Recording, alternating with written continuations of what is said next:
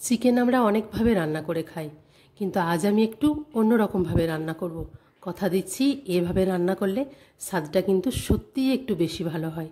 নমস্কার, আমি Madhumita. Welcome to দেশি ডিশেস। পুরো ভিডিওটি দেখার অনুরোধ রইল। এখানে আমি আলু দিয়ে আজকে চিকেনটা রান্না করব। তার জন্য আমি নিয়ে নিয়েছি 4টে বড় সাইজের আলু। আলুগুলোকে আমি প্রথমে দুভাগ করে কেটে নেব।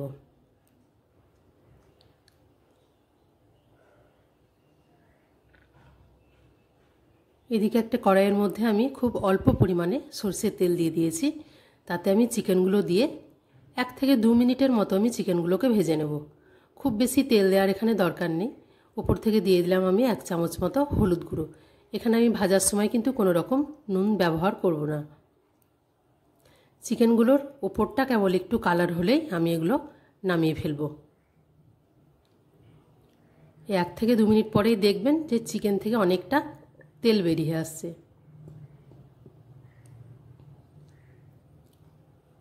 চিকেনটা আমার প্রায় হয়ে গেছে।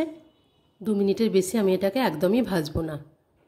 এবার চিকেনগুলোকে আমি তুলে নেব।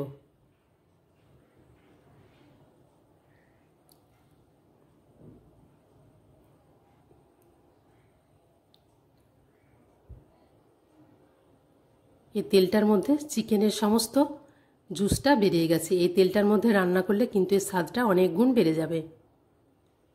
এই তেলের মধ্যে আমি আর একটু বেশি তেল মিশিয়ে দিয়েছি এবং আমি আলুগুলোকে ভেজে তুলে নেব। আলুর মধ্যে কিন্তু নুন এবং হলুদ দিতে একদমই ভুলবেন না। নুন দিলে আলুর মধ্যে নুনগুলোও কিন্তু চলে যাবে। আলুগুলো আমি ভেজে তুলে নেব। ওই তেলের মধ্যেই আমি দিয়ে দেবো এবার কিছু শুকনো ফোড়ন। দিয়ে দিলাম একটা তেজপাতা। এখানে আমি বাটির মধ্যে নিয়েছি 1 চামচ জিরে, গোটা জিরে এবং গরম মশলা, এলাচ, লবঙ্গ, দারচিনি। তেলে দিয়ে এটা কিছুক্ষণ নাড়তে হবে। এটা গন্ধ ছাড়লেই আমি এর মধ্যে দিয়ে দেব একদম মিহি করে কাটা পেঁয়াজ। এখানে আমি 3টে সাইজের পেঁয়াজ নিয়েছি, বড় সাইজের, খুব কুচি করে কেটে নিয়েছি। এদিকে পেঁয়াজটা একটু ভাজা হতে থাক, আর ওইদিকে আমি চিকেনটা ততক্ষণ ম্যারিনেশন করে নেব।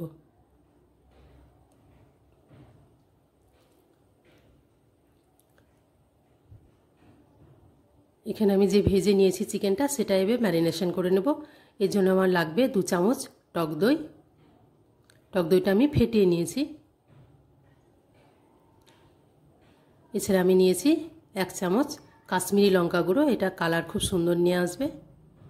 এখানে আমি দিয়ে দিয়েছি 1 চামচ পরিমাণ গরম মশলা গুঁড়ো এবং 2 চামচ পরিমাণ ধনে গুঁড়ো। এখানে আমি কিন্তু কোনো রকম চিকেন মশলা বা জিরে গুঁড়ো কোনোটাই কিন্তু ব্যবহার করিনি। আপনারা চাইলে ব্যবহার করতে পারেন, কিন্তু ওগুলো ছাড়াও এই স্বাদটা সত্যিই খুব সুন্দর হবে। সব মশলাগুলো দিয়ে আমি এটা যতক্ষণ আমার মশলা কষানো হচ্ছে 10 মিনিট ধরে এটা আমার ম্যারিনেশন করা থাকবে।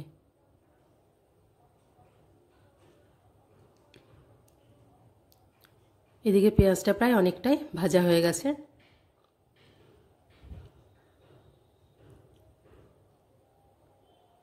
এখানে আমি দিয়ে দিলাম 1 চামচ পরিমাণ আদা রসুন বাটা। আদা রসুনটাও খুব ভালোভাবে ভেজে নেব।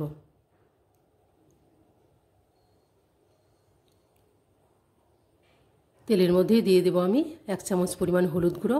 আমি কিন্তু চিকেন ম্যারিনেশনের সময় কোনো হলুদ গুঁড়ো ব্যবহার করিনি। তেলের উপর হলুদ গুঁড়ো দিলে রঙটা খুব সুন্দর আসে। এখানে দিয়ে দিলাম আমি 1 চামচ কাশ্মীরি লঙ্কা গুঁড়ো।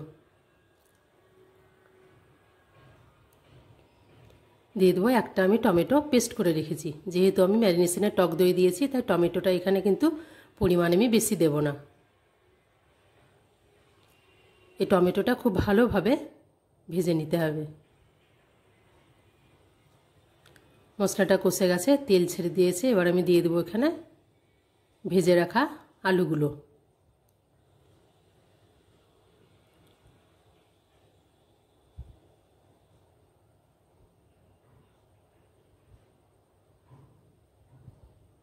এবার আমি এর মধ্যে মিশিয়ে দেব যে ম্যারিনেশন করে রেখেছিলাম মাংসটা, সেই মাংসটা এবার মিশিয়ে দেব।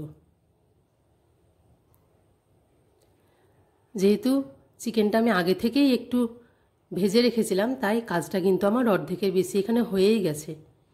কিন্তু সঙ্গে সঙ্গে আমি এখানে জল মেশাবো না, যেহেতু চিকেনে একটু শুকনো মশলা মেশানো আছে, তাই মশলাটা ভাজার জন্য 2 থেকে 3 মিনিটের জন্য আমি এখানে একটু চাপা দিয়ে রাখবো।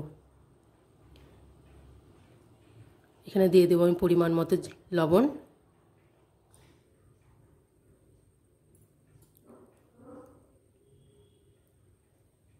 লবণটা দিয়ে একটু ভালো করে মিশিয়ে নেব।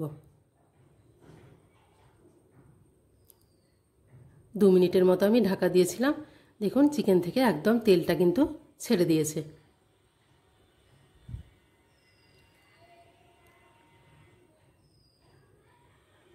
মশলাটা কিন্তু সম্পূর্ণ কষা হয়ে গেছে।